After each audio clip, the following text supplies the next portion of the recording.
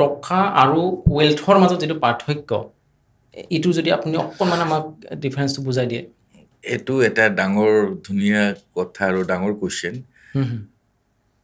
টকা আমি লাগে চলিবৰ কাৰণে। হয় আজি ঘৰৰ গোটেইখিনি যাৱতীয় যোনটো খৰচা সেইটো চলাবৰ কাৰণে আমাৰ টকা লাগে। ৱেলটো হ'ল আমি সেই তাৰে পৰা প্ৰথম হ'ল আমি ছেভিংছ কৰিম, ছেভ কৰি তাৰপিছত ইনভেষ্টমেণ্ট কৰিম। ইনভেষ্টমেণ্ট কৰাৰ পিছত এটা সময়ত আমাৰ ৱেল্থ ক্ৰিয়েশ্যন হ'ব। আচ্ছা আচ্ছা হয় সেইটো হ'ল ৱেল্থ। It takes time. মানে আপুনি আজি চাকৰি পাইছে, আপোনাৰ আজিয়ে ৱেল্থ ক্ৰিয়েশ্যন হৈ যাব। ৱেল্থ ক্ৰিয়েশ্যনৰ আপোনাৰ বিভিন্ন ৰাস্তা আছে। তো এতিয়া আপুনি বা আপুনি কোনোবা মানুহ সুধি সেই ৰাস্তাটো সঠিক ৰাস্তাটো জানিব লাগিব। হয় জানি সেই জাৰ্ণিত আপুনি ষ্টাৰ্ট কৰিব লাগিব। দেন আফটাৰ গৈ এটা টাইম আহিব আপোনাৰ ৱেল্থ বিল্ড হ'ব। সেইটোৱে। টকাটো লাগে আমাৰ চবৰ, আপোনাৰ লাগে, মোৰ লাগে, চবৰ টকা লাগে। টকাটো চলিবৰ কাৰণে লাগিবই। ৱেল্থ ইজ ডিফাৰেণ্ট, টকাটো ডিফাৰেণ্ট। অ'কে হয়।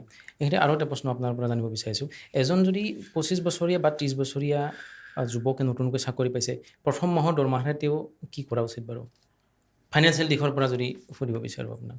ফাইনেন্সটো ঠিকেই আছে, ফাইনেন্সৰ মানুহ আমি তেতিয়া মই ক'ম যে প্ৰথম মাহত দৰমহা দি প্ৰথম ভগৱানক অলপ পূজা দিয়ক। হয় নিশ্চয়। যোনটো ভগৱান আমাৰ কামাখ্যা মন্দিৰ মানে, বগলা মাক মানে, বা য'ত তেওঁৰ ইচ্ছা অলপ পূজা দিয়ক।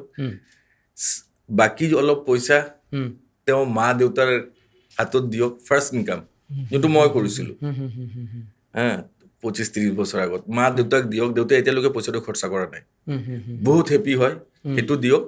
বাকী যোনটো পইচা তেওঁৰ বেলেঞ্চ থাকিব, প্ৰথম মাহত খৰচা কৰক, খুব খৰচা কৰক, যি খুচি ফ্ৰেণ্ডছ ফেমিলি ৰিলেটিভ খৰচা কৰক। সেইটো ছেকেণ্ড মাহৰ পৰা তেওঁ ছেকেণ্ড থাৰ্ড মাহৰ পৰা তেওঁ লাহে লাহে লাইনত আহিব লাগিব, হেবিট ডেভেলপ কৰিব লাগিব, ডিচিপ্লিন ডেভেলপ কৰিব লাগিব ছেভিংছৰ।